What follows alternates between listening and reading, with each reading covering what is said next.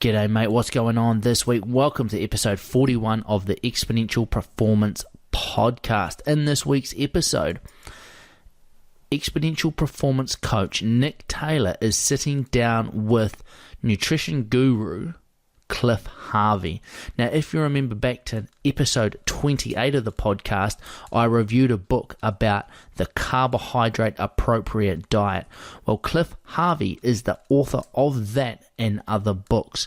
So Nick sat down with him and talked all things low/appropriate carbohydrate, ketogenic diets. It's all in there. So I'm going to shut up and we're going to jump straight into it.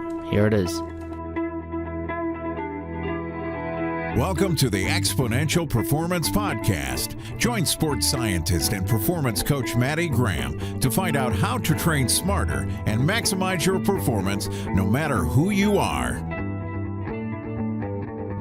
Hello everybody and welcome back to the nutritional segment of the Exponential Performance Podcast. It has been a while since you've heard from me, but I am back today with a fantastic interview with Dr. Cliff Harvey. Now, Dr. Harvey is a registered clinical nutritionist. He is currently working on his PhD in ketogenesis and carbohydrate-appropriate nutrition. He is the forefather, so to speak, of the term carbohydrate-appropriate nutrition. And you might remember Maddie did a segment on a book called The Carbohydrate-Appropriate Diet a few months back, and that was a book that Cliff has actually written himself. Cliff also has a diploma in naturopathy and fitness training, and he's also the founder and formulator of a company called NewZest. Now they create the product Clean Lean Protein and Good Green Stuff. He's also the founder of the Holistic Performance Institute, which is a leading institute in New Zealand for nutritional education, especially at a postgraduate level. And he is really New Zealand's go-to man for all things low carbohydrate and ketogenic. And he is also a world-renowned speaker on this topic. He's written a handful of books, he owns a publishing company, and he has coached a numerous number of high-performing Olympic and Commonwealth Games athletes from a nutritional point of view. And Cliff himself has also been a world champion in weightlifting before, and he's got so much knowledge in his brain. We are going to have a real good kind of geek out, as Maddie Graham would call it, on this podcast. We'll try to keep it as light as possible to make it easy to understand, but I hope you really enjoy it.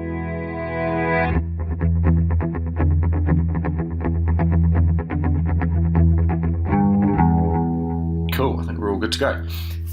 So Cliff, there are many different terms: low carb, high fat, keto diet, fat adaptation, and now carbohydrate appropriate diets.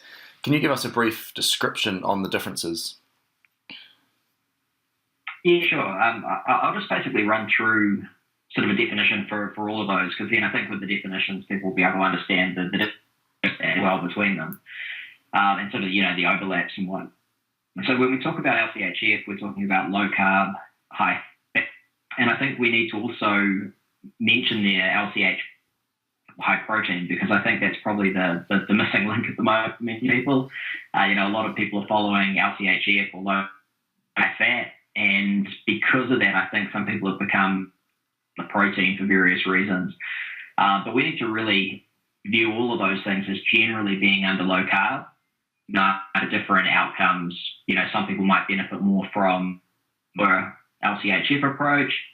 Others might benefit from a low carb, high protein approach that's a bit more moderated in fat. So moving on from there, we have ketogenic, really a subset of LCHF, and we have to, LCHF is pretty well undefined. So when we look in the research, basically any about 45% of calories from carbohydrate is considered low carb. Although most of us, obviously, in the low carb world wouldn't consider a diet with 45% of its calories being low carb, but that's basically less than the current dietary recommendation. So that all of those things fit under low carb.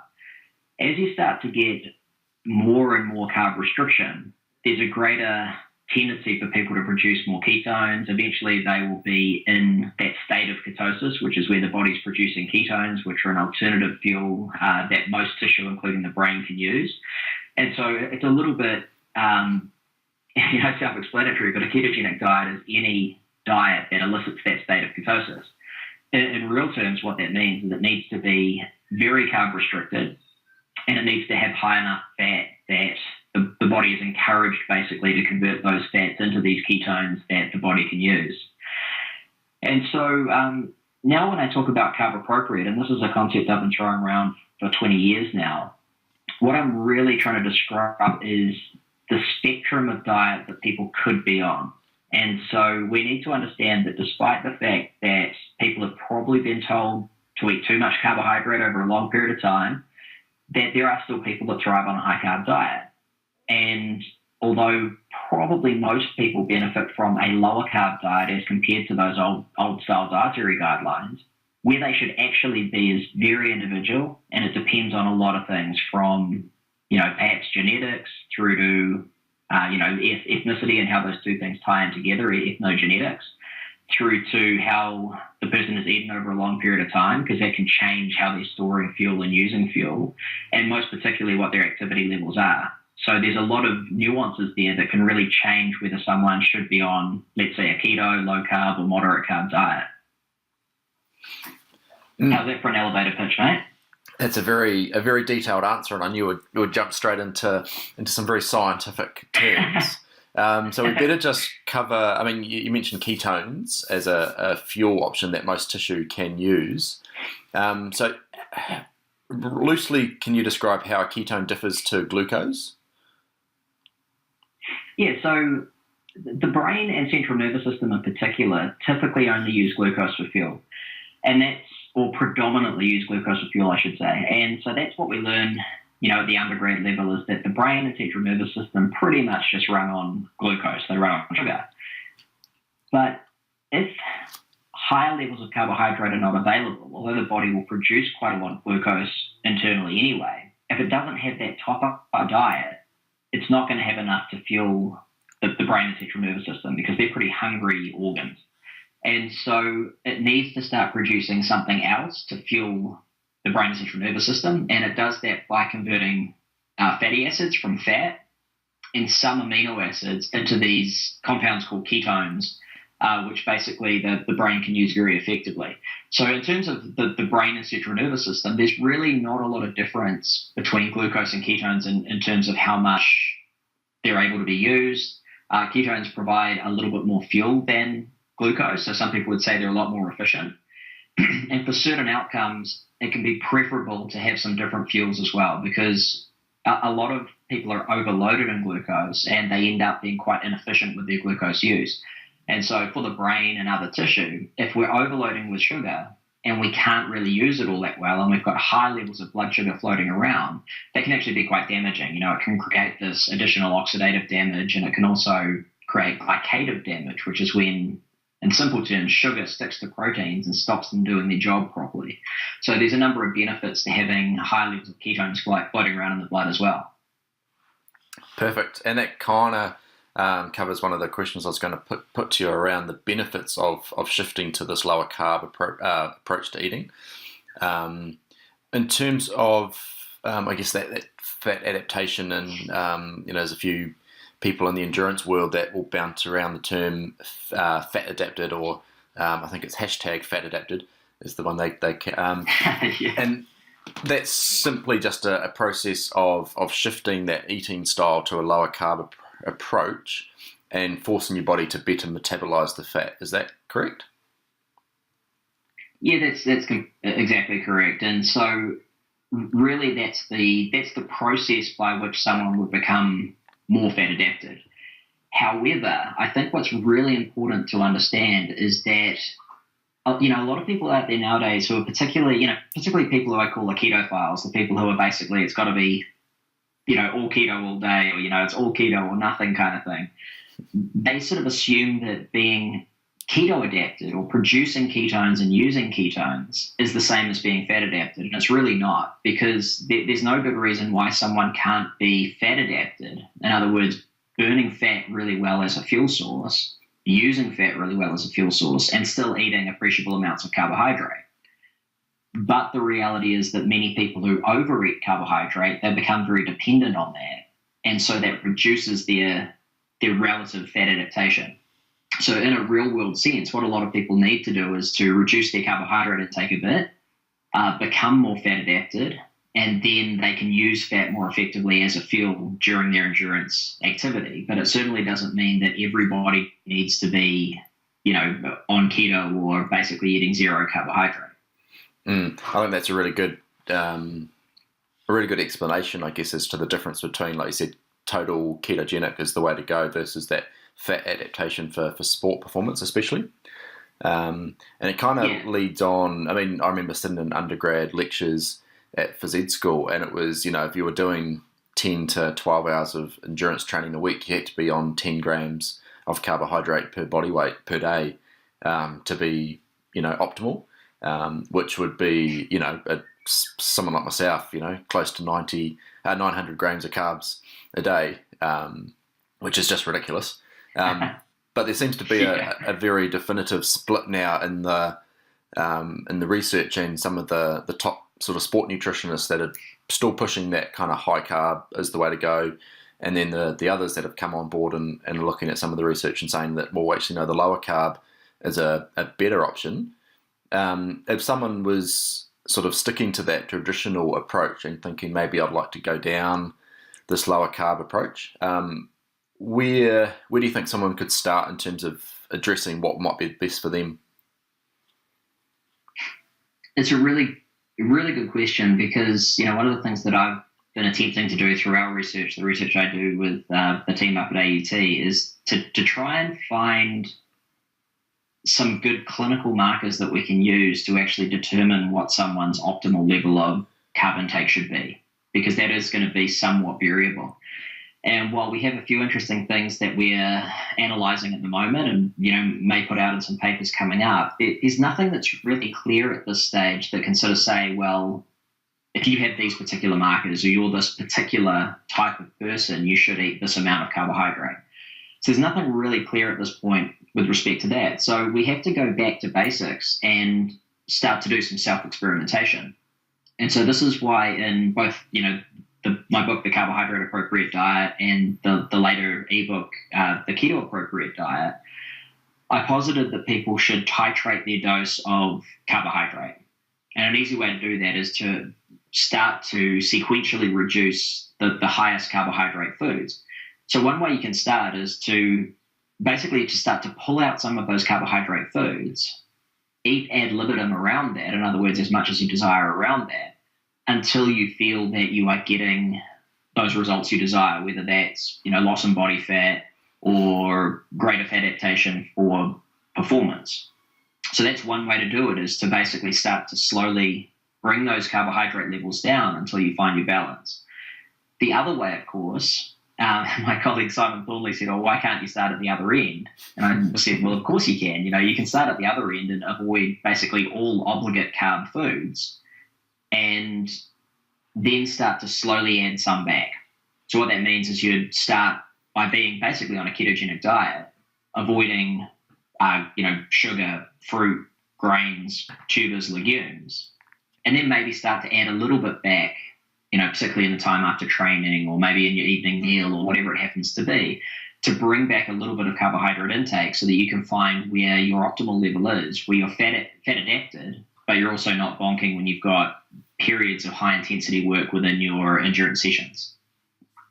I think, the high intensity side of things is something that, as the endurance training world has kind of moved to including a lot more high intensity work instead of the long steady state, has been something I know I've struggled with that in the past myself, with trying to make sure I've had enough carbohydrate available for those high intensity sessions, but keeping to a lower carb approach throughout the day. And I know in your latest book you talk around carb backloading, and I think that's possibly something that might be quite interesting for people to understand what carb backloading is and how they could utilise that from an endurance point of view. Yeah, and carb backloading is a really good example of a technique that can help people to comply and to get great results, right? it's not magical. And I think even the people who started the whole idea of carb backloading, they've now recognized that a lot of the sort of pseudoscience they were talking about is not really valid.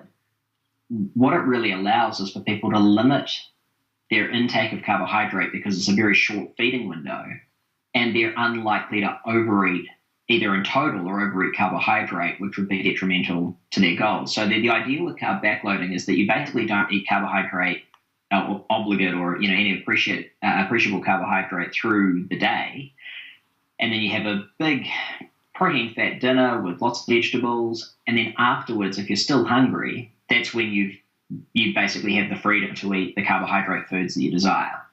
Now, it doesn't work for everybody because some people might overeat through the day anyway, and then they're just adding in extra after dinner. But for many people, it does work quite well because of that very restricted feeding window. And this is what I find for myself. It's virtually impossible for me to overeat and, eat too many calories consistently and therefore gain fat if I'm carb backloaded, because I just don't have the stomach for it. I can't eat enough in that short feeding window to sort of offset any beneficial results I'm getting.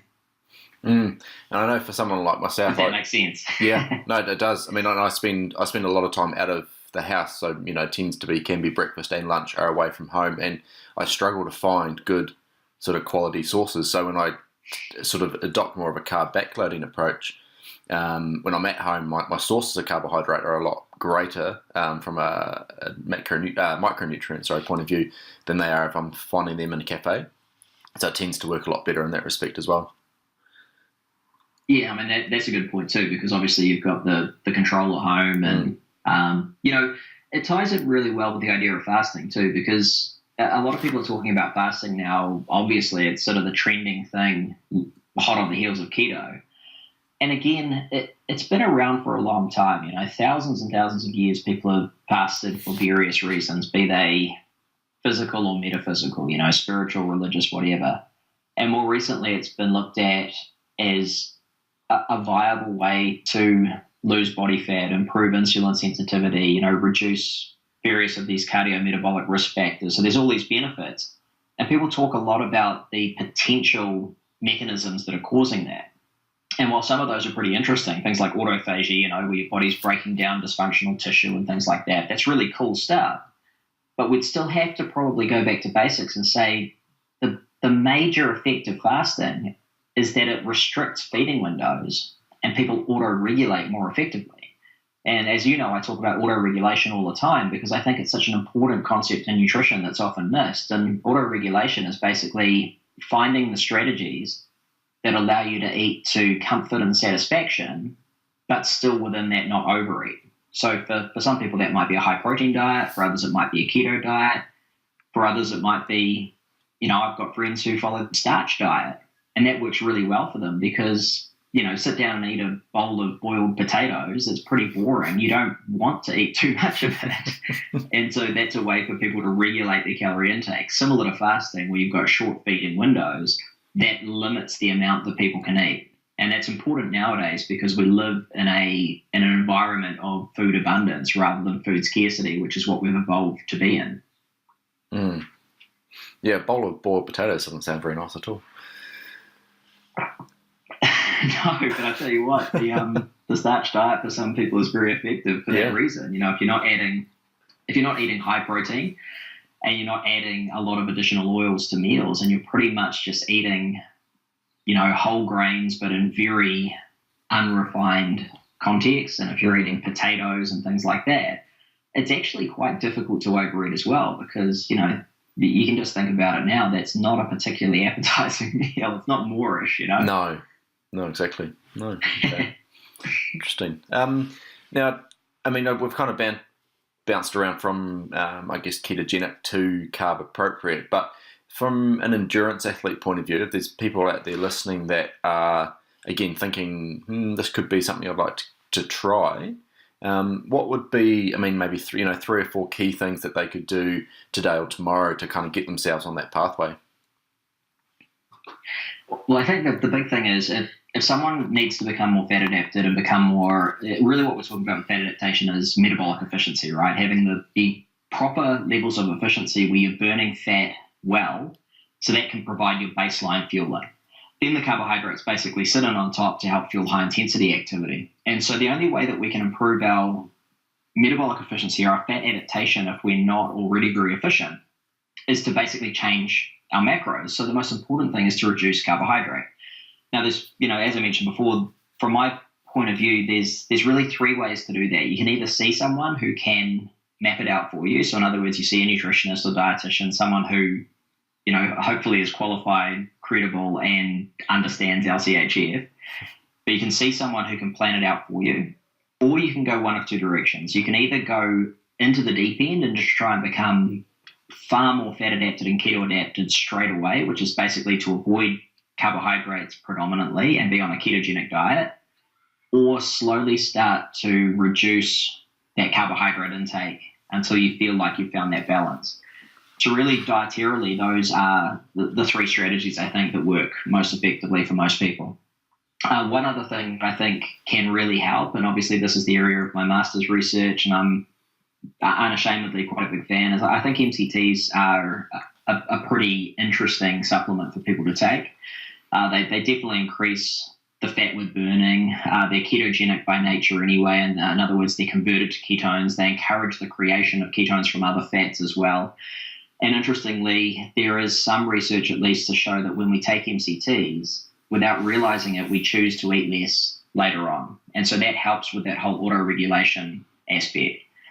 If our calories can be appropriate and we're slowly reducing our carbohydrate or drastically reducing our carbohydrate, the reality is we are going to become more fat adapted. So you've basically achieved it if you're doing those things. Okay. And just in case people haven't come across MCTs, Cliff is referring to medium chain triglycerides, which are, derived from coconut oil and come in a liquid oil that can be added to smoothies, coffees, etc.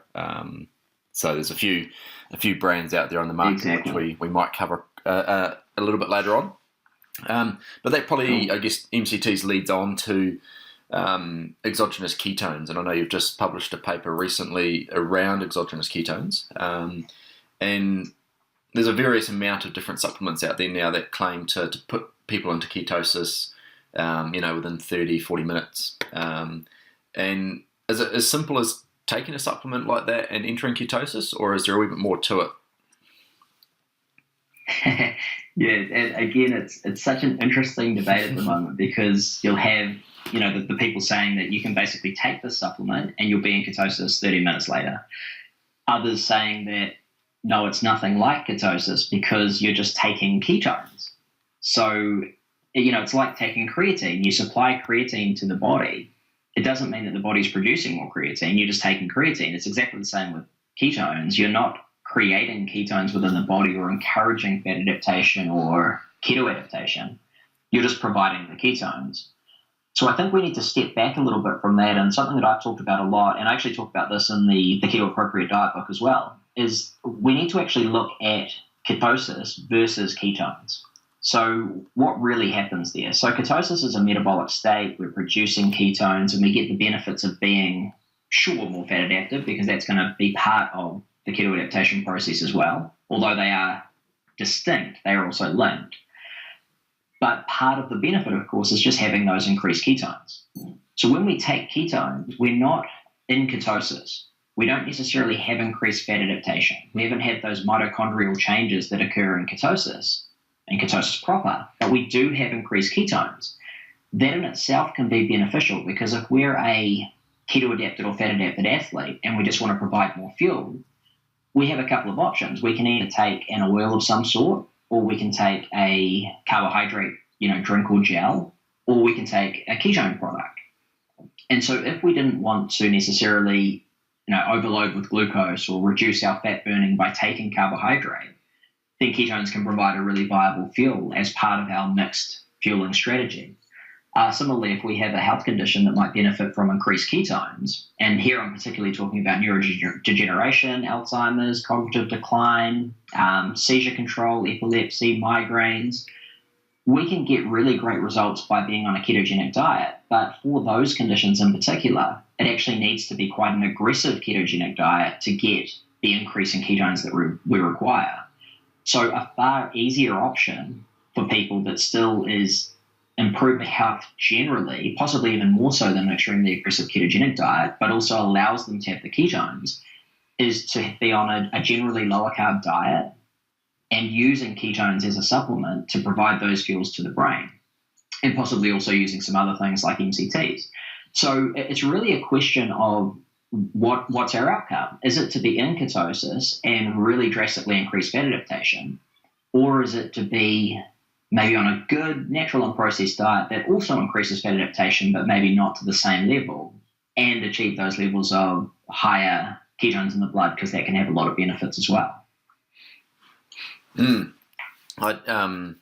mean, I know you know that I'm a bit of a hacker when it comes to my health and so forth. And I mean, I've used exogenous ketones and basically in that way to give me an additional fuel around endurance training and even just work, to make sure I'm on top of my game.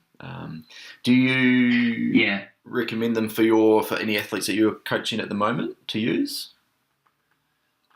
I mean, it's a really interesting area because the research is really unclear at the moment on particularly performance benefits. And I think that's because we have a very limited population of people who have actually been on low carb, have become really well fat adapted, and really suit that. But we're certainly working with athletes, Ironman athletes and other endurance athletes who are using a low carb approach. They're using mixed fuels like ketones, MCTs, superstarch, and getting extraordinary results. I mean, a lot of the top finishers at this year's Tokyo Ironman were low carb athletes. In fact, the Dan Plews broke the Masters record, didn't he? Yes, I think he did this year. I remember. And and he's a low carb athlete who uses ketones and has a mixed fueling approach. And so there are certainly enough anecdotes now. Now, whether that applies to everybody, who knows? But there are certainly athletes who are using ketones, and there are athletes who are using low carb approaches and getting fantastic results.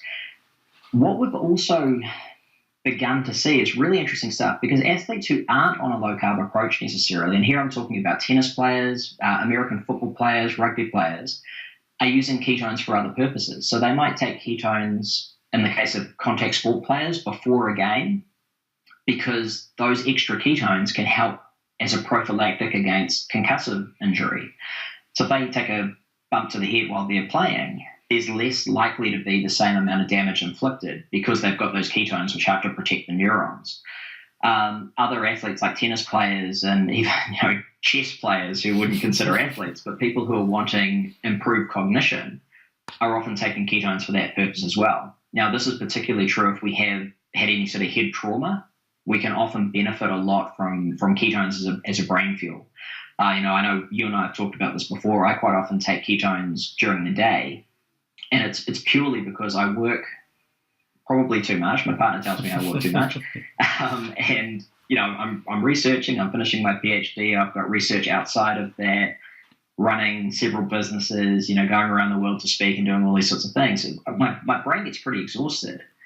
Add to that, I've probably had in the region of 10 moderately serious concussions, either playing footy, wrestling, or, boxing and getting punched in the head. And I think that there has definitely been some trauma there that is somewhat irreversible. And so anything that's going to provide the fuel and help to promote that healing of the brain and reduce inflammation as well. I've got Crohn's disease, which is an inflammatory disorder. And so all of those things combined, there can be a lot of benefits from taking a supplement that has a lot of different courses of action. Okay. And I mean, there's obviously there are a few out there now in terms of these supplements, but is there any that people are interested in trying some? Is there a way they can get some of them in New Zealand? I know we've got a few international listeners, but I'd say most of them will be New Zealand based. Yeah, there are a lot entering the market, and I think one of the interesting things now is it's sort of the Wild West out there a little bit. There's a number of different patents that are out there, and while they're all at this point pretty good, there are going to be more brands entering the market, some of which are likely to be pretty poor quality. And I think one of the things that's emerging at the moment is the form of beta-hydroxybutyrate is really important. So when we're talking about ketone salts, which pretty much all of the products are ketone salts at the moment, you can either have two forms. You can get one of two forms. You can have the L form or D form. And so typically when they create these things, there's a mixture of D and L created. But the idea is that the L form isn't really used well within the body. So if you have a product that's 50% L and 50% D beta-hydroxybutyrate, which is that ketone, you might only really be getting a half-strength product. And it's for that reason alone that I use a particular product. I use the Prove It Keto Max, because the Keto Max range is 100% D form. So I figure, although it's slightly more expensive than the others, when you amortize it to the actual amount of usable beta-hydroxybutyrate you're getting, it's probably better value. And it's a high quality product. So that's typically the one I use. And unfortunately, they haven't released properly in New Zealand yet, but they are releasing soon for direct shipping. And in the interim, we can obviously sort out starter packs for people to try, so they can at least try the product and see if they like it. If they get results, then obviously, we can help them sort out a supply of that as well. It's really important, I think, about the quality and the forms of these sort of supplements, especially when they're coming from outside of New Zealand and we don't quite know. You can't walk up to the factory and have a look ourselves as most normal people.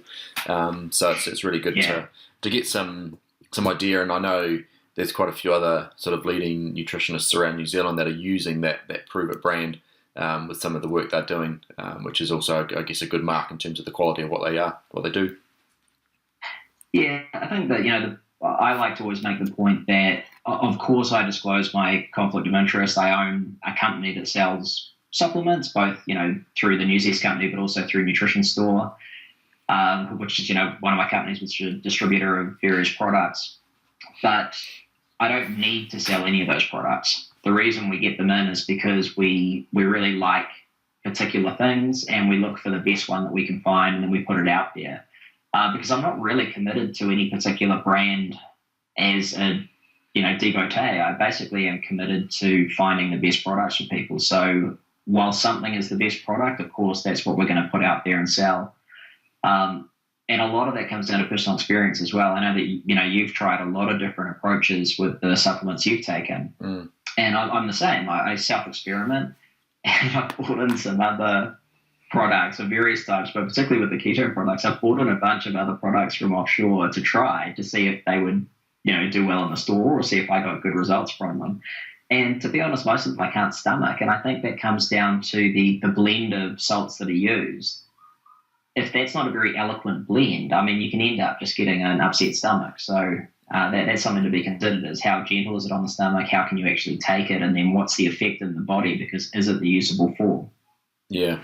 And that's a great kind of bleed into a quick conversation around your nutritionstore.online, which people can certainly check out. It's based in Auckland, and that's how I would sum it up if I had to tell someone else. It's a nutrition store full of interesting health products that are sort of almost cutting edge in what they're doing. And we have on this podcast talked about the UCAN before, and I'm a huge advocate of UCAN as a superstarch for an endurance fuel that isn't going to have some of the effects that your traditional higher carbohydrate fuel would.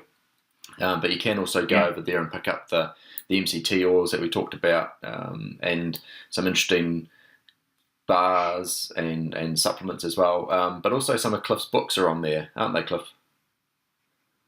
Yeah, so people can get most of my books there. I think at this stage, the Keto Appropriate Diet, which is the latest one, is an exclusive to Amazon at the moment. But yeah, all the books and all the links to things can be found at nutritionstore.online. Exclusive to Amazon, that's good. You're starting to sound a little bit more like Tim Ferriss every time I talk to you. Yeah, well, Tim's a good bugger, and he's been nice enough to endorse my stuff before, so nice. I'm a big fan of Tim. He's a cool guy. Yeah, he is. Now I do strike some similarities between the two of you quite often, I find.